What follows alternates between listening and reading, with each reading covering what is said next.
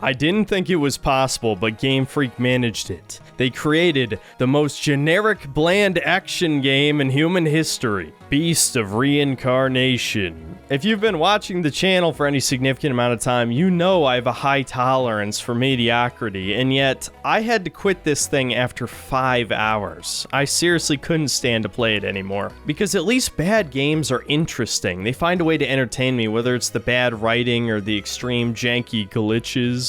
And dissecting leftist political propaganda can be fun, but that's just the thing, there is no fun to be had here. I wish I could say this is a bad game, but it's not. It's like the ultimate 5 out of 10 video game. If I had to sum it up, I would say someone threw Sekiro, Nier Automata, Stellar Blade, and strangely enough Final Fantasy VII Remake into a blender and created this flavorless slop. It's crazy that Game Freak finally had an opportunity to make a high-budget game. You know, they're free from the shackles of Pokemon, which obviously they don't want to be making those games anymore. Extremely apparent by the garbage that was Scarlet and Violet or Legends ZA. But then they make this game, which has absolutely no creative vision whatsoever. It feels like it's appealing to the lowest common denominator. Like they were too scared to make it hard like Elden Ring. So they give you a wolf that slows down time and can use abilities to help stun enemies. They're too lazy to give the enemies complex movesets like Souls games. Hell, they were too lazy to have any enemy variety in the first place. They also had no idea how to make an intriguing world, so again, it just feels a lot like Nier Automata or Stellar Blade, where everyone's a robot, and we're fighting against nature, except of course nature's actually the good guy, environmental message, you know? Oh, and of course this game is strangely buggy and unpolished. This is the only game I've ever played that somehow manages to turn off my webcam. I actually thought that my webcam was broken, but I've tested it with a bunch of other games since. It was this game, for some reason, turns it off. So a lot of this footage is gonna have freeze frames in my face. I apologize in advance. By the end of the 5 hours, I just felt like I'd completely wasted my time. If it wasn't for the fact that I review games for a living, I certainly would have tried to get a refund on this shit 2 hours in. So this review is going to be a little bit different. It's going to be just impressions, because I don't think it's fair to deeply analyze a game when I only completed the first 2 zones and played it for 5.5 hours. So I'm just going to give you a quick rundown of what the game is like, and then I'll talk about Game Freak for a while at the end. So without further ado, here's Beast of Reincarnation. So I think this game truly embodies the genre action slop. This is a term I've used a few times, and yes, maybe some of you are tired of the term slop by now, but I really can't think of a better name. It's like if someone with no talent or vision or any understanding of what made games like Sekiro good tried to make a ripoff with no confidence in the player skill or even the developer skill to make a compelling combat system. So yes, this is yet another modern game balanced around parrying. I'm starting to get really fucking tired of this shit, not gonna lie. I even considered making a Gaming is Dying video just about parrying, because this goes far beyond the action genre at this point. It's in fucking turn-based games. It's in shooters. I mean, really, Doom? Are we kidding? And the thing is, I think parrying can be really satisfying in the right context, but this whole pseudo-rhythm game stuff just doesn't appeal to me personally. So yes, Beast of Reincarnation's combat is mainly centered around filling enemy stagger gauges, which is mainly built up through parrying enemy attacks, counter-attacking, using the wolf, which we'll get into in a second, and then once the gauge is full, you can insta-kill the enemy. Sound familiar? Yeah. The amount of attacks at the player's disposal is shockingly shallow. It's basically just light attack, and you unlock some combos over the course of the game by defeating the bosses, which just feel like Dynasty Warrior type moves, which really doesn't fit a game like this, where you can sprout big plants from the ground to deal AoE damage. Ironically though, the player's ability to deal with crowds is really weak. The main enemy type in this game, the golems, yes, they are literally called golems, we'll get into that later. These robot samurai, they can actually deflect the player's attacks if you attack too many times in a row, and they have really fast counterattacks, like unreactable. So this pushes you on the defensive for obvious reasons, and when you're fighting multiple enemies at the same time, it's kind of impossible to parry all of their attacks. I genuinely think Game Freak did not test this combat system around playing the old-fashioned way, we'll just put it that way, aka not using the player's cheat codes, as I like to call them sometimes. Basically, your other skills that allow you to gain extra turns in this glorified turn-based combat system. And so if you're fighting like two mini-boss style enemies at the same time, they can very quickly kill you in about 3 hits in a matter of seconds. And enemies input read when you heal in this game. And on top of that, this has probably the worst dodge I've ever seen in a Souls-like game. It is expressly designed just to dodge unblockable moves. And so if you have, years and years, literally 15 years of built-up muscle memory of using the dodge roll to dodge attacks in this genre, you're definitely going to get cheesed out by some of these enemies and just die in a matter of seconds and probably rage at the game. Oh, and of course, it goes without saying, there are perfect dodges and counterattacks, though they didn't really seem that strong, honestly. Like I said, just used to dodge unblockable attacks. The block in this game is fairly strong, but again, like Sekiro, if you do too many blocks instead of parries, then your meter is going to get depleted, they'll break your block, and then they'll kill you in like 1 second. Now, me saying all of this might make you think this game is challenging. Well, it's not. It's definitely not. The game gives you a lot of tools at your disposal that kind of trivialize any of the more interesting aspects of the combat. The main one is your wolf, Ku. Every time Emma, your character, parries, you get 1 point to Ku's action turn-based meter, and you press triangle to slow down time. You can pick a command. Again, this is just like the Final Fantasy VII Remake combat system. And these commands do any number of things, like build up the stagger gauge, cause a fire status effect, bind the enemies together. This is probably the only good crowd control move in the game, and it's very strong. And so on and so forth. You get the idea. And you can build up this meter very quickly if, you just parry a lot of attacks, which you will be doing. On top of this, Ku passively supports you in combat by giving you minor healing items or curing status ailments. He can lay landmines in the arena, which is very strange. And probably his most powerful ability, he'll just randomly do follow-up attacks on enemies, which knocks them into the air. And the air combos in this game are just straight up busted. I mean, enemies have no way to break out of this. It fills up their stagger meters super fast, and then you just finish them off. I think you can see why I refer to this as a cheat code, because it severely cheapens the experience. There's no player skill involved here. Although from a story perspective, Emma and Ku bonding is a big part of the story. From a gameplay perspective, this feels like it was just stapled on, because it doesn't really connect to the combat in any meaningful way. Yes, Ku has his own health bar, and you can command him to go attack on his own, and he can also fall in battle. But I think only one time did he ever run out of health, because, I don't know, you're more likely just to run ahead and engage enemies that way. Another strange, unfitting tool at your disposal is that you can spend your block meter on slowing down time. And this sounds like it'd be really strong, except that it only lasts 1.5 seconds. You can upgrade its duration in the skill tree, but I think the only good general purpose use for this is in the boss fights, because, as I'll go into later,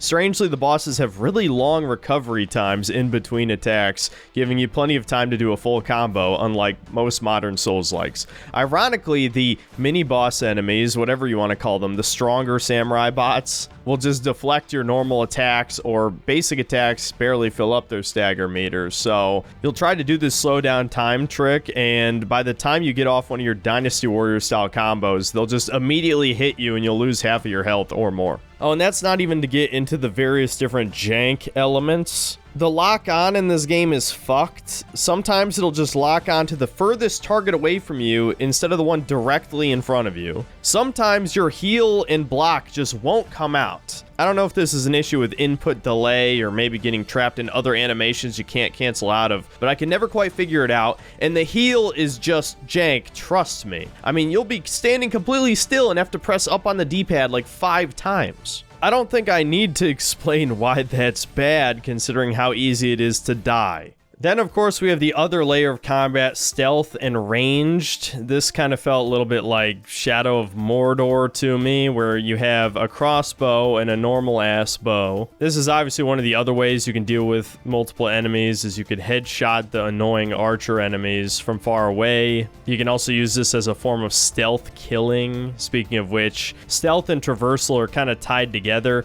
I'd say if I had to be nice to this game, the most interesting aspect is the traversal. This is probably the only thing that stood out of all the mechanics, is that you have this super high double jump where your hair extends into a vine, which pushes you high into the sky. And you can also horizontally grow a massive vine from any surface you can stand on. And this is great to get aerial stealth kills on enemies. And yes, this game also has crouching. I never really used that. There's not much of a reason. Your hair can also attach to fixed points in the background and pull you toward them, and this can actually be used together with a couple of your combat abilities to be able to move around the arena super fast. I'll admit, I didn't really utilize this at any point, but maybe this is an effective way of dodging, unlike your dodge button. Another thing too, much like Breath of the Wild or maybe the Horizon series, if you pull out your bow or crossbow in midair, it slows down time for you to make a shot. Again, I feel like this doesn't fit this combat system at all, but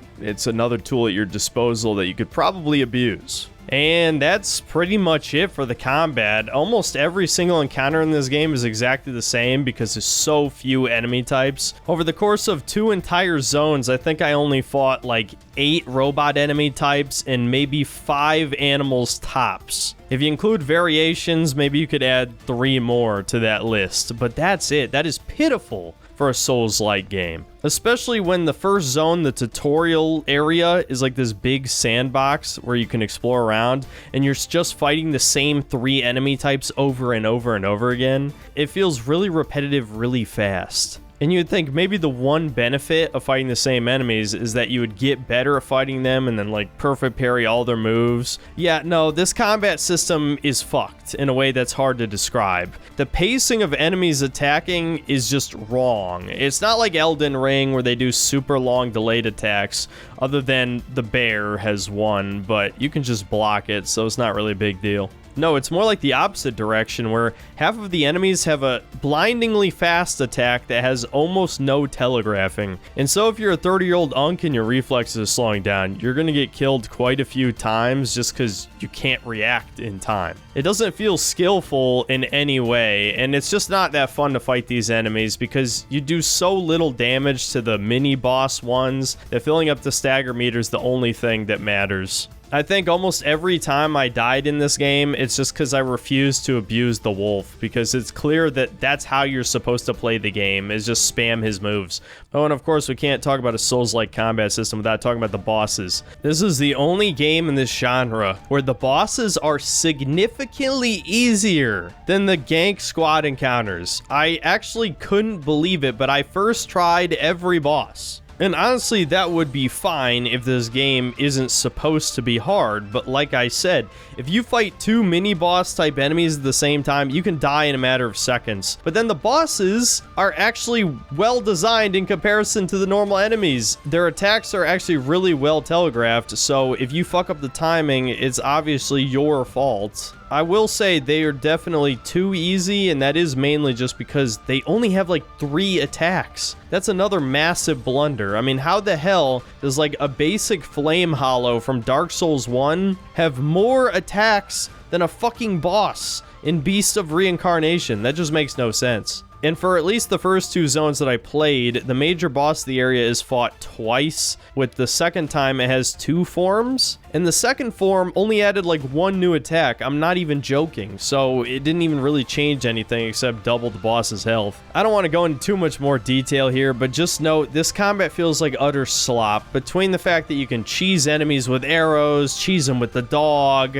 enemies having incredibly inconsistent telegraphing with their attacks, with some being lightning fast, others being being a little too slow, and the AI just seeming a little random at times. It not being designed for gank squad encounters. I guess you could argue maybe Game Freak intended you to use stealth first to pick off a couple enemies, but the player's not going to do that. They're going to run into the crowd of 5 robots because you want to kill all the robots at the same time and feel like a badass. That's how these games go. Okay, so the combat's ass. What about the rest of the game? This has a lot of weird, superfluous RPG mechanics that are not satisfying in the least. It has the basic leveling system from the Souls games, except there's only 3 stats, and I don't really have a problem with that, except leveling up just doesn't feel that satisfying. What I have more of a problem with is this has a literal skill tree. I mean, look at the background. That's a tree. And for the sake of time, I won't really break this down, but most of your interesting skills are unlocked by beating the bosses, and this is really just to upgrade them or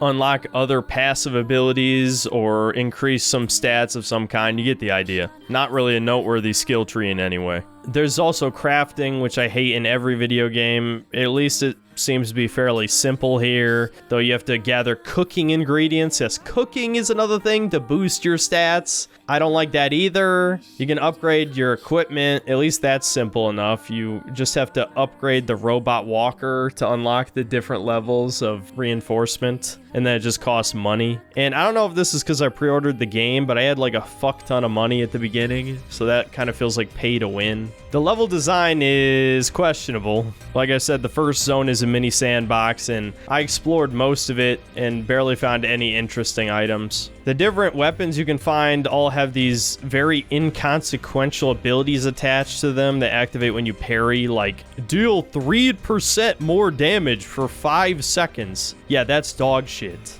You can also equip little charms that boost your stats in different circumstances. The dog can also have his own equipable items. Nothing really that interesting, you know, just generic mechanics you've seen in a million other video games. And that's kind of just this game in a nutshell. Now, as for the story and characters, this is the part of the game that was impressively bland to me. Like, I never gave a single fuck about any character on screen or what the story was or the universe. It just comes across as a generic post-apocalypse where Gaia, or whatever mysterious life force of the planet, is taking back over, fighting against humanity's machines and pollution or whatever the hell. Apparently, humans had to place their consciousness into robots to save themselves from a cataclysm of some kind, right? That's why the characters view plants, you know, life, as the blight, but them, soulless golem machines, literally, are the good guys, which obviously they're not, you know. You could see that twist a mile away. So your main character, Emma, is one of the few humans, but she has been poisoned by the blight, having some of the plants grow in her hair. And she's probably one of the most boring characters I've ever seen.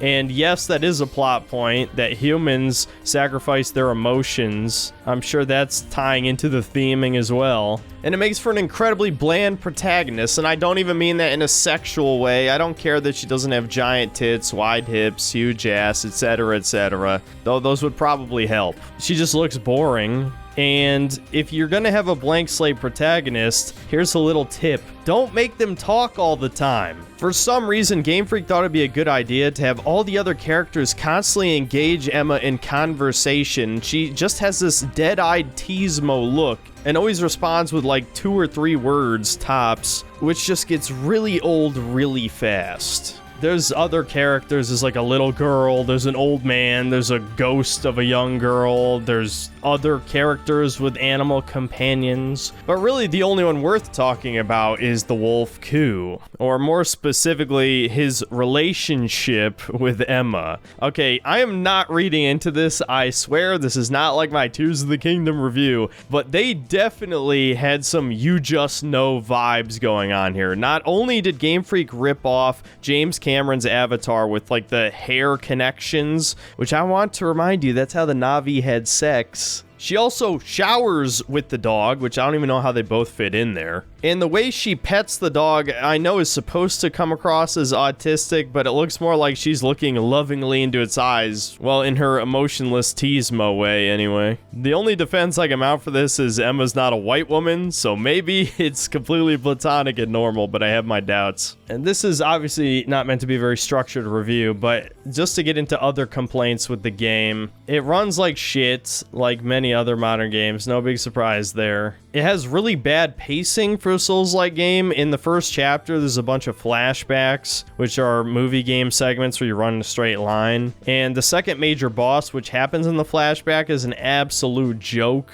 Might as well have been a cutscene instead of a battle. Oh, and the skip dialogue function didn't even work in these flashback sequences. Like, yeah, you can skip the text, but the character just awkwardly stares at the screen for a few seconds. Oh, and something you probably noticed in this review, somehow the game broke my webcam. I thought my webcam was breaking for whatever reason, you know, but no, it turns out it was the game, because it still works in any other game. I made sure to check afterward. Never seen that before. I suppose if I had to bring up one other cool thing that happened in this game is that the characters talk about how you're never supposed to look up, and so naturally the player's gonna look up into the sky, and of course doing this kills you. Now it's kind of handled in a cheap looking way. You can't even really tell what's wrong with the weird crescent moon thing. I'm sure it just like fries your brain or some shit. But I'm really grasping at straws to look for things to compliment. This game is just slop. So in conclusion, should you buy Beast of Reincarnation? Of course not. You could probably very easily find an hour worth of things to complain about when it comes to this game, but that would require me to play more than 5 hours of it, which I just didn't want to subject myself to. I think everyone's gonna forget this game even exists in a week. It's not even the first time that Game Freak has made a non-Pokemon game. They've actually made several, but people have forgotten all of them exist because Pokemon's the only successful franchise they've ever made. And obviously that's for good reason, because these people have no talent, no vision, no passion. That's why they made the most soulless, generic action game of all time. It's not even really worth going over the issues again. Just know the combat is jank slop and it's not meaningfully challenging. You never feel like you're getting better at the game, which is a big part of the appeal of Souls-likes. No, this kind of feels like another fake-ass video game like Mind's Eye and some of the other games I've covered in the past few years. A glorified money laundering scheme. You would think that Game Freak finally has the opportunity to make a game that isn't Pokemon with a sizable budget, that they would pour their heart and soul into it, but I guess the company has no soul. So instead of talking about this game any further, let's talk about Game Freak for a bit. So I don't think it's a surprise to anyone by now that I like so-called baby games, you know? Mario 64, Banjo-Kazooie, Spyro, Crash, etc., etc. I was a big Pokemon kid. I never really got into the competitive. That was more my brother, a certain Regal Frog of some kind, who got into that aspect of the games. Me, I just liked collecting and raising the little monsters. That was the ultimate simple appeal of this franchise. Pokemon wasn't the first, but it definitely perfected the formula, at least the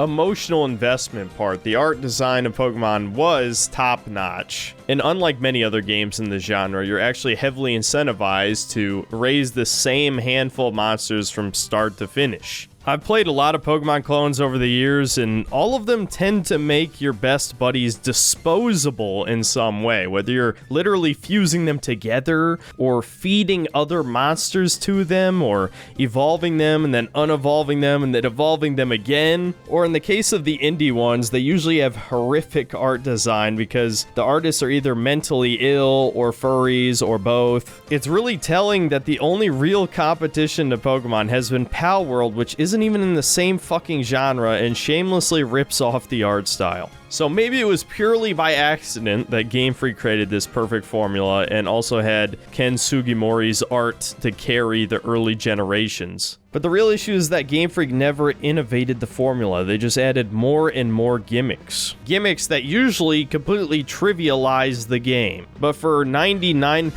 of the player base, it was fundamentally the same game from start to finish. You catch 6 monsters, collect 8 gym badges, defeat the Elite Four and the evil team of each each game, and you could basically just button mash the A button through most of the fights. It's completely mindless slop, kind of carried by nostalgia. The competitive scene is a whole other story, not worth getting into, but again, the majority of players don't care about that shit. The real issue is people kept buying these games for years and years and years, and so of course we finally get to Gen 6 when Game Freak finally decided to bring Pokemon into the modern era with 3D models on the 3DS, and then they turned it into brain dead slop. I've talked about this before years ago, but Mega Evolutions, despite being a really cool gimmick, completely ruined any tiny semblance of challenge these games had. It turned them from baby games into fetus games, which I'm not going to go into the distinction once again, but this is something I've noticed a lot.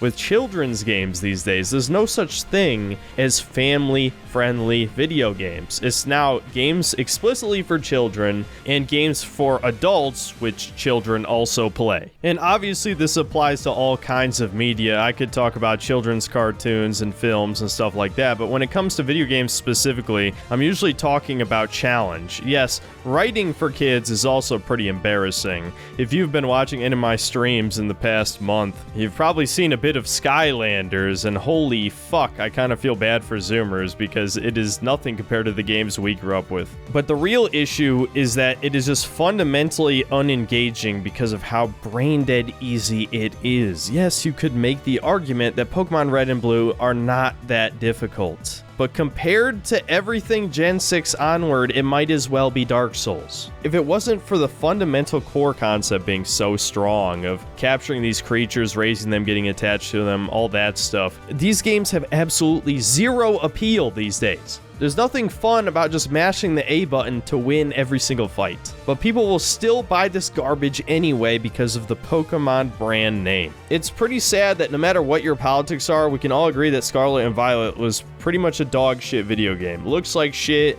ran like shit, extremely brain dead easy, Pokemon designs are awful, etc, etc. Obviously, me being who I am, I would also talk about the extremely obvious DEI designs that just look disgusting. But people still bought the fucking game anyway. I think it's like the second highest selling Pokemon game now or something insane like that. What the hell is wrong with the Tendies, man? They really are the new Disney adults. And Legends ZA probably had the worst combat system I have ever seen, maybe in any video game. And the entire game's budget was lower than the Super Bowl ad. But the sad fact of the matter is that companies can afford to piss off their consumer base because there's millions of goy cattle out there that'll buy the new thing with no fucking brain. Especially as these corporations continue to expand to alternative markets like China, you know? There's enough money globally to keep any franchise alive. I don't know, to repeat myself for the third time this video, I just find it incredibly sad that Game Freak decided to waste the billions of dollars in profit from the Pokemon franchise on advertisements, which I guess at least makes business sense, even if it is scummy. And this game, a AAA action slop that feels like a combination of every other game you've played before, except worse. Maybe their heads are so far up their own asses that they really thought this game was going to sell gangbusters, that everything they make is gold just because of Pokemon, but I genuinely cannot believe that they thought that this would be a hit. It's just slop, plain and simple. If you slapped the Pokemon name on it, I'm sure it would have sold at least 10 million copies, but without any sort of strong aesthetic, art design, or unique gameplay, there's no way that this is going to build any kind of fan base. But they can afford to have a million Beast of Reincarnation failures because they make so much bank off Pokemon, and they don't invest any of it back into the games. So to wrap up this aimless rambling, I'll just say nobody asked for this game. There's no reason they should have made this game. If a Pokemon game was given this kind of budget, it might actually be good. They might actually make something people liked. They would have gotten some goodwill back. Maybe people would stop shilling Pal World every time Game Freak is brought up. But no, they had to miss that slam dunk and just create complete slop for no reason that no one will ever care about. We're all going to forget about this in a week, as I said. And yeah, that's kind of tragic, I'll be honest, because I'll always be a baby gamer till the day I die. I might be a complete edgelord and say, you know, all sorts of offensive things, but at the end of the day, I still like all of Nintendo's major franchises. I just wish they were good again. But I guess everything has to suck now. The gaming is dying, and everyone's killing it. The publishers, the developers, the customers, basically everyone who isn't me. I'm never at fault ever. I'm the best. That's about it. See you next time, guys. What if I don't want to run away? What if I want to fight? Let's fight. Yeah, let's go. I got you. Boss time. I'll take you. Yeah, die. Yeah, okay. You know, I don't know what I fucking expected. I'm gonna be honest. I don't know what I expected. This is a modern game in a nutshell. Modern game, not real. There's nothing about this is real. Everything is fake.